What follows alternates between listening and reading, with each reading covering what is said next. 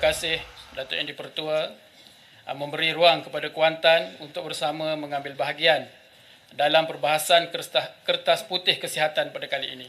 Aspirasi yang dinyatakan dalam kertas putih kesihatan ini antaranya menyebut berkenaan sistem kesihatan yang berdaya tahan dan sistem kesihatan yang saksama dan berpaksikan rakyat.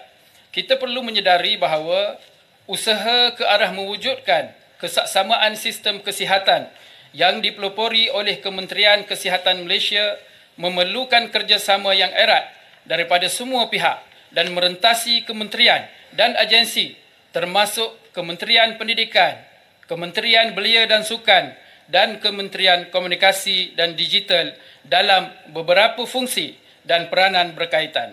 Datuk Yang di-Pertua, cadangan Kementerian Kesihatan bagi mentransformasikan penyampaian perkhidmatan kesihatan dengan memanfaatkan teknologi digital adalah suatu langkah yang amat tepat. Langkah ini bukan sahaja dapat mempercepatkan proses pencarian maklumat pesakit sama ada semasa pendaftaran atau di farmasi, bahkan akan membantu pihak kementerian untuk membuat analisa rekod kesihatan secara menyeluruh. Datuk Yang di-Pertua merujuk kepada ilustrasi 1 pada halaman 36 berkaitan gambaran keseluruhan carta alir pesakit pada masa hadapan yang memerlukan pesakit berhubung dan membuat temujanji terlebih dahulu sebelum hadir ke klinik.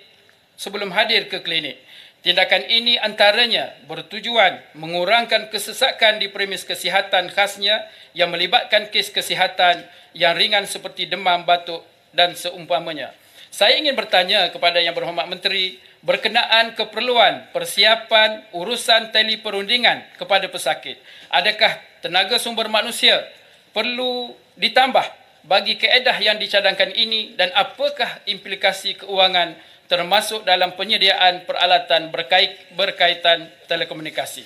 Seterusnya saya merujuk kepada halaman 46 berkenaan cadangan penstrukturan semula dengan memberi autonomi penyedia perkhidmatan penjagaan kesihatan termasuk perolehan peralatan dan fasiliti kesihatan yang diharapkan dapat mengurangkan birokrasi dan meningkatkan efisiensi. Persoalannya, bagaimanakah peruntukan akan diagihkan kepada penyedia perkhidmatan kesihatan dan apakah mekanisme pemantauan dalam proses perolehan dan selepas proses pembelian aset di setiap pusat perkhidmatan tersebut. Datuk Yang di-Pertua, saya ingin juga membangkitkan etika pemakaian jururawat wanita iaitu kebanyakannya berpakaian ketat dan menampak bentuk badan di mana ianya tidak patuh syariah. Saya ingin bertanya, adakah kita masih berterusan mahu mengikut acuan barat dalam etika pemakaian ini? Apakah ianya tidak boleh diubah dan diberi kelonggaran? Mengambil contoh beberapa hospital yang memberi pilihan kepada kaki tangan wanita untuk mengenakan pakaian yang lebih bersesuaian. Contohnya Hospital USM Kubang Krian dan Pusat Perubatan Sultan Ahmad Shah Kuantan. Tahniah saya ucapkan kepada kedua-dua hospital tersebut yang memberikan pilihan etika pakaian yang lebih baik buat pekerja.